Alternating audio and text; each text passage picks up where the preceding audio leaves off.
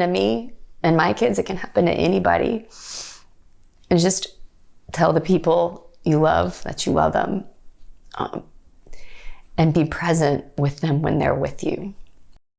Right now, tonight at 6, a widow's words of advice tonight as she nears 1 year without her husband, Josh Barrick, one of the 5 people killed in the mass shooting at Old National Bank here in Louisville last April. And hello, everybody. I'm Doug Proffitt. Jessica Barrick has stayed quiet since her husband was killed on April 10th, as she says she needed that time to grieve and help her children heal. But now, as we near 1 year later, she says it's time and ready to open up. Shay McAllister sat down with Jessica one-on-one in her home. And Shay, did she tell you why right now was the time to do this? Yeah, Doug, she did. Jessica Barrick told me that she just recently watched the surveillance video from inside the bank on the morning Josh was killed. And in that video, she could see him running, fighting for his life. As difficult as it was to watch, and as you can imagine, it was incredibly difficult. She says it made her want to talk about him, how wonderful he was, and how he gave their family a life many only dream about.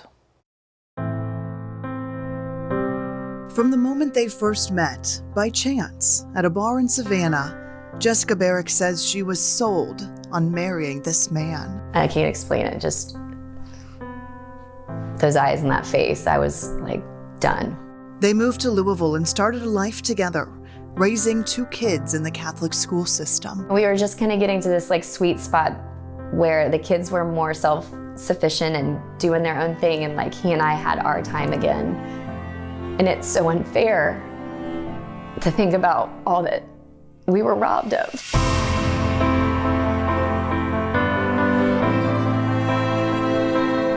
April 10th, 2023, the family had just returned from spring break in Florida. Jessica took the kids to school.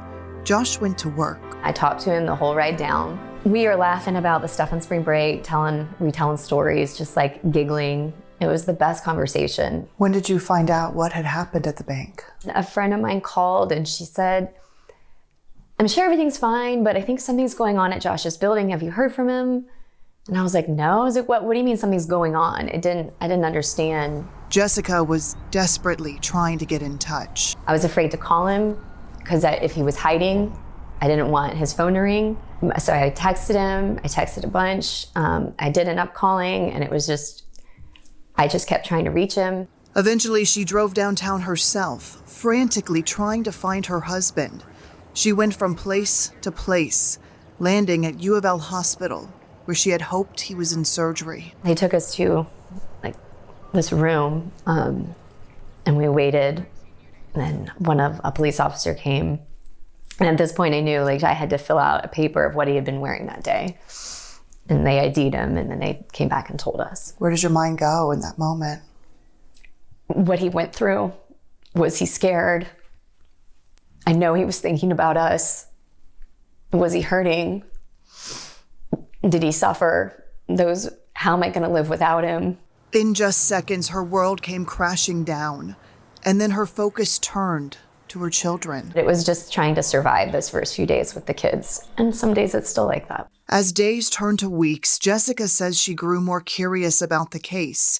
She read the investigative reports as they were revealed. I'm the type of person that I just want to know all the details, whether it's hard for me to hear or not. Did you read any of the materials that were released from the shooter? Mm-hmm. It was very difficult to read what he wrote and as he was planning it. And I kept thinking about what we were doing on those the dated sheets of paper and stuff. And it was just hard to think we're on spring break doing this and he's planning this type thing. And just recently you watched the video. Mm-hmm. So you actually saw Josh being killed. Mm-hmm. I needed to see it and experience it with him and what he went through as closely as I could. It just breaks my heart in a million pieces to think about what he went through and that he was trying. And he just didn't have a chance. Jessica knows she and her children were the center of his world, and he is still the center of theirs. Kids they'll draw him pictures and they leave them on the table back there, and we go visit him. But we tell stories about him all the time. Remember when Dad did this? And he made me laugh here. The laughter was a big part of our life, so we're trying to get that back. Moving on isn't something she thinks they'll ever do. How could they? But moving forward is her goal. I just want him to know we love him so much, and he gave us a beautiful life, and those were the best years of my life. And then I'm gonna do everything I can for our kids, and I got them, but we miss him every day.